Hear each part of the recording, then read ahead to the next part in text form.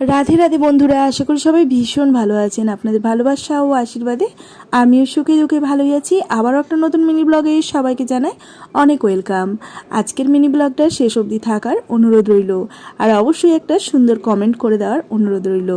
আমি গরমের ছুটি কাটাতে দেশের বাড়ি গিয়েছিলাম, আর সেখান থেকে এই কটনের দুটো ছোট্ট ছোট্ট লাড্ডু গোপালের পোশাক কিনে এনেছিলাম।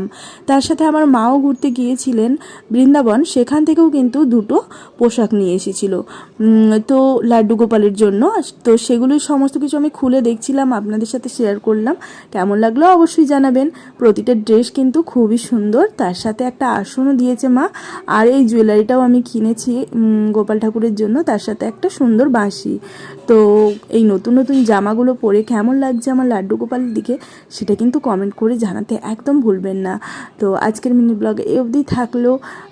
অবশ্যই দেখা হচ্ছে খুব তাড়াতাড়ি অন্য ব্লগে। ততক্ষণের জন্য